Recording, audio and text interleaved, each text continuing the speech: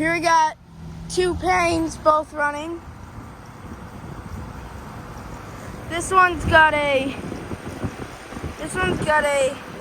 bad run cap.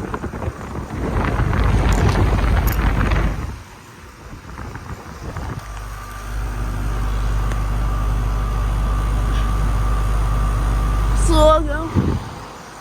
Judging by the look and the color, they're actually ICP units. Here's this one. This one has a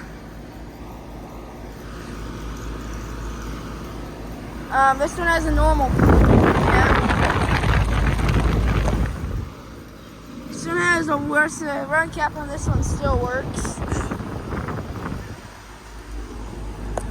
2014, 2 ton. The run cap has to get replaced on this thing, or it needs a new fan motor. I'm saying this needs a new Zongshan bottle fan motor. That one's also from 2014. Mine is a little sweaty, but it's still cold. That's the temperature. That one's the same. That one's working good, cold and sweaty. They both have Emerson 12-point scrolls. So yeah, thank you for watching. Over and out.